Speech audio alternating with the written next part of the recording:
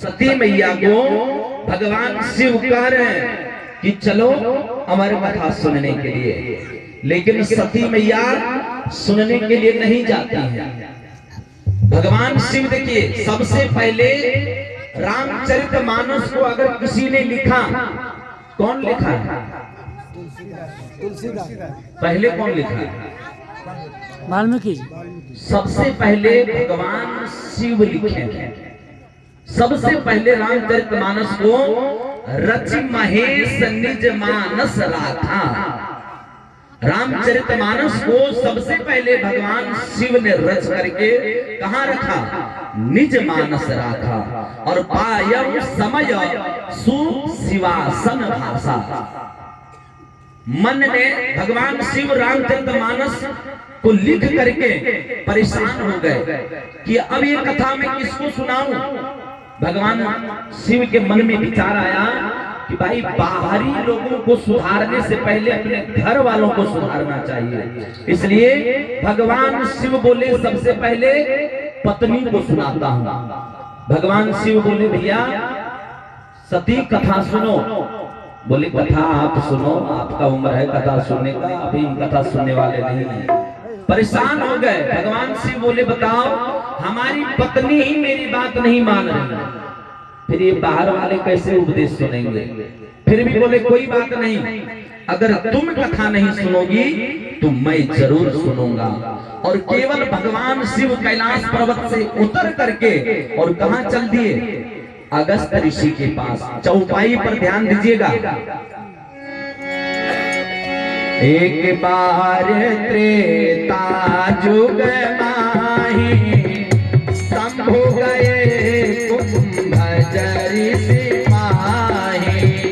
एक बार त्रेता जुग माही शंभु गए कुंभज ऋषि पाही। एक बार त्रेता जुग माही। चौपाई में कथा सुनने कौन चल दिए? अकेले भगवान शिव चल दिए हैं। इसलिए रामचरितमानस में केवल भगवान शिव का नाम जुड़ा है, क्योंकि कथा सुनने अकेले चल रहे हैं। राम एक बार त्रेता युग माही शंभु गए। कहां पर? कुंभज ऋषि पास। कुंभज ऋषि मतलब अगस्त ऋषि के पास। भगवान शिव अकेले चल दिए कैलाश पर्वत से उतर करके। अब जब कुछ दूर चल दिए, अब मैया सती मन में विचार कर रही है कि बुढ़वा अकेले कथा सुनने चल दिया, जग हंसाई करेगा। जहां भी जाएगा भाई, अगर शादी नहीं हुआ होता और अकेले चल देते तो कोई बात नहीं, चलेगा। लेकिन शादी होने के बाद अकेले कथा सुनने चल दिए।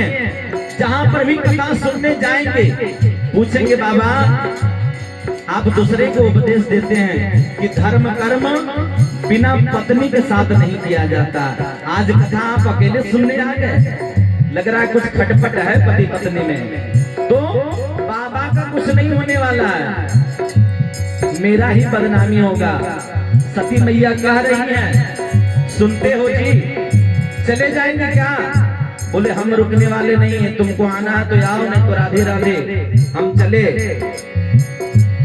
तब सती मैया के मन में ये विचार आया कि अगर हम इनके साथ कथा नहीं सुनने जाएंगे तो हमारी बदनामी होगी। इसलिए माता रानी जबरदस्ती कैलाश पर्वत से उतर करके और बाबा के साथ चल दिए। इसलिए दूसरी चौपाई में माता रानी का नाम जुड़ा। क्या?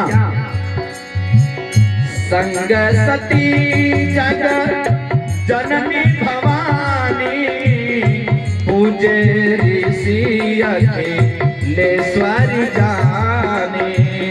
संग सती जग जननी भवानी पूजे ऋषि अखिलेश्वर जाने। ध्यान दीजिए, संग सती, जब केवल सती कहने से सती का बोध हो गया तो यहाँ रामचरितमानस में जग जननी और भवानी जोड़ने का क्या तात्पर्य था? तो बोलते हैं कि इसलिए यहाँ पर सती जग जननी और भवानी जोड़ा गया क्योंकि स्त्रियों का तीन रूप का पूजा होता है, केवल तीन रूप का। बोले पहला है कुमारी, दूसरा है महतारी और तीसरा है नारी। कुमारी कहे तो कन्या, महतारी कहे तो माता और नारी कहे तो पत्नी। अब आप ही बता दीजिए कि पत्नी, माँ और कन्या, इनको छुड़ा करके बताइए स्त्रियों का और भी किसी रूप का पूजा होता है। इसलिए सती कहने से यहाँ पर बेटी का बोध हुआ। दक्ष प्रजापति की बेटी सती। जगजननी कहने से जगत की माँ का बोध हुआ। और भवानी कहने से भव अर्थात भगवान शिव और नी अर्थात भगवान शिव की पत्नी सती। पत्नी का बोध भवानी से हुआ, इसलिए रामचरितमानस में ये तीन शब्द जोड़ा गया। और क्या, सती मैया जब साथ में गई और जाते ही दंडकारण्य में, ये औरंगाबाद के बाद नासिक पड़ता है, उसी नासिक में दंडकारण्य नामक जंगल में अगस्त ऋषि कुटिया बना करके रह रहे थे। और सती मैया के साथ बाबा शिव उनके उस कुटिया में पहुंच जाते हैं।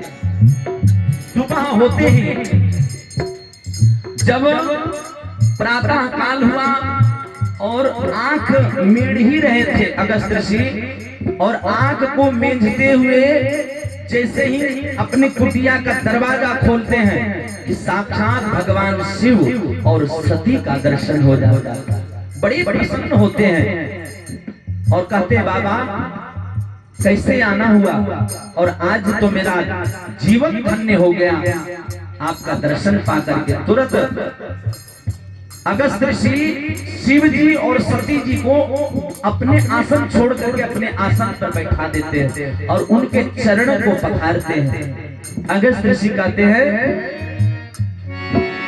कि अजुए सुफल भाति नवा